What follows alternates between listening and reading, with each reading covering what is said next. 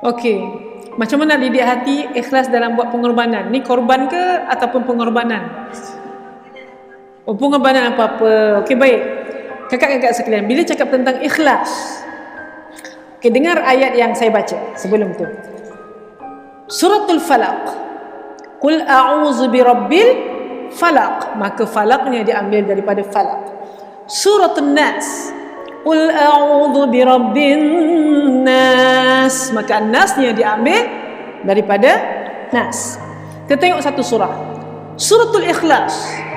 Kita tengok daripada mana diambil. Bismillahirrahmanirrahim. Qul huwallahu ahad. Allahus samad. Lam yalid wa lam yulad. Walam yakul lahu kufuwan ahad. Mana ikhlas ya? Mana kak? Tak ada. Kita ulang lagi sekali. Qul huwallahu ahad. Allahus samad. Lam yalid wa lam yulad. Walam yakul lahu kufuwan ahad. Ada? Ada ayat ikhlas? Mana ikhlasnya? Begitulah rasa ikhlas yang tak jumpa pada zahirnya. Ikhlas ni susah nak sebut kak, hanya Allah saja yang tahu. Maka apa kerja kita? Kerja kita adalah berlatih ikhlas walaupun perlu buat ikhlas. Tapi tak payah cakap saya ikhlas. Ikhlas tau. Ha gitu dia kata. Ikhlas ini adalah kerja hati. Ikhlas kerja hati. So hanya yang jaga hati saja yang tahu. Maka buatlah dengan hati-hati, dengan penuh hati. Wah, tinggi tu ayat tu. Okay? So biarlah Allah yang tentukan. Sebab itu setiap amalan, endingkan amalan dengan taqabbalallah. Endingkan dengan taqabbalallah. Ya Allah, aku tahu aku sembahyang ni ada yang tak sempurna, orang baru belajar, contoh. Maka ya Allah, kau terimalah solat aku walaupun ada kurang ya Allah. Aku baca Quran ya Allah, ada salah tajwid, ada gunnah yang tidak pada gunnah, ada idgham yang bukan pada tempat idgham, ada ikhfa yang bukan pada tempat ikhfa ya Allah. Ampunkan aku ya Allah. Taqabbalallah. Terima ya Allah kekurangan-kekurangan aku ya Allah. Terimalah ya Allah. Allah Maha baik kot. Taqabbalallah. Lepas korban, habis korban tu sebab kalau boleh tengok, ajak anak-anak tengok ini kambing kita walaupun seekor. Ini kambing kita nak. Habis saja sembelih, tengok kambing tu disembelih, salam. Taqabbalallah. Taqabbalallah.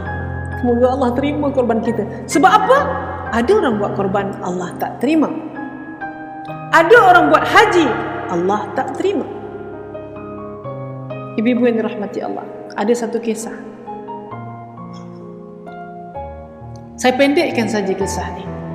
Yang mana kisah ni, haji pada tahun itu banyak yang ditolak, bukan mabrur.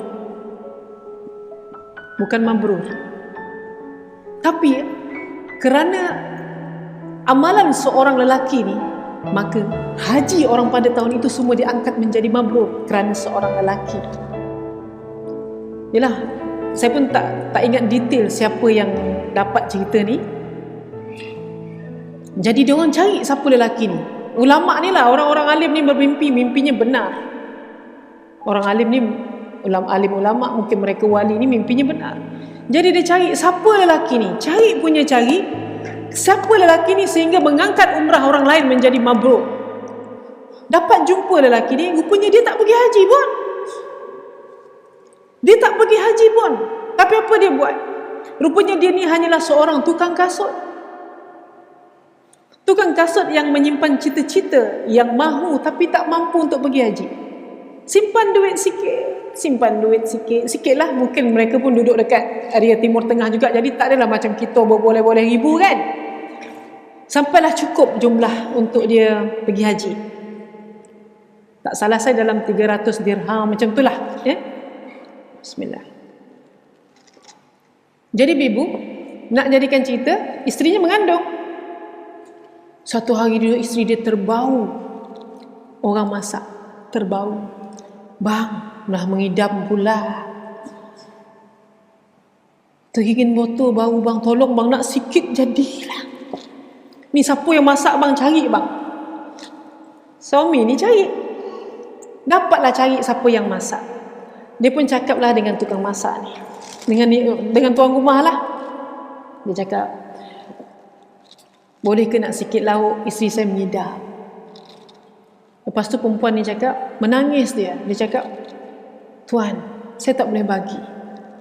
Kerana makanan ini haram untuk tuan, halal untuk saya. Haram untuk tuan, halal untuk kami anak beranak. Kenapa? Dia cakap. Haram untuk tuan sebab binatang ini adalah keldai. Keldai kan tak boleh makan. Dia macam kuda, kuda boleh. Halal untuk saya kerana kami tak ada benda dah nak makan. Anak saya boleh mati kalau saya tak makan. Jadi, dia bangkai keldai. Bukan keldai yang hidup disembelih, tidak. Ini hanyalah bangkai keldai yang mati. Yang diambil untuk jadi lauk makan anak beranak. Jadi kalau dalam keadaan darurat, benda yang haram boleh ambil. Tapi janganlah sampai konyang. Contoh dalam hutan, tak ada apa nak makan, yang melintas hanyalah khinzir. Kan? Awak pula main panah, contoh. Tembak mati khinzir tu. Dan yang ada hanya khinzir saja. Famanitturra ghaira baghin. Kalaulah kamu dalam keadaan terdesak, fala ithma alaih. Famanitturra ghaira baghin wala 'adin fala ithma alaih. Maka tidaklah berdosa bagi kamu. Okey, ibu. Jadi dia kata tu sebab saya kata haram bagi tuan, halal bagi kami. Menangislah lelaki ni. Saya tak ingat nama dia. Dia ambil semua duit simpanan dia yang dia nak pergi haji, yang dia dah simpan tak salah saya dalam 10 tahun. Kalau tak salah lebih kurang lah, simpan lama duit Dia kata, kau ambil lah duit ni, kau buatlah untuk kegunaan kau anak beranak. Jadi dia balik, dia cakap macam ni, sampai kat rumah dia, Tuhan, haji aku sampai sini je Tuhan. Haji aku sampai sini je Tuhan. Duit aku dah bagi kat dia untuk mereka makan Tuhan. Subhanallah ibu. Rupanya lelaki ni mendapat haji yang mabrur. Sebab apa? Niat dan amalan yang dia buat. Sebab itu jangan takut untuk tolong orang. Jangan takut untuk buat baik. Jangan takut untuk rasa kurang harta. Jangan takut untuk mengeluarkan apa yang kita ada. Sebab harta ni ujian, ya Allah nak tengok. Aku bagi kat engkau. Nak tengok kau boleh share tak dengan orang. Ni adik-beradik susah kau buat tak tahu dia pecah. Anak buah kau sekolah, mak dia ibu tunggal, kau tak tanya khabar, pecah. Aku tak adalah banyak sangat, tapi duit simpanan kau pun ada kan? Kalau simpanan ada 10,000 bagi 500, tak salah ke? Contoh ibu-ibu. Maka sebab itu korban disyariatkan untuk kita belajar fikir pasal orang lain.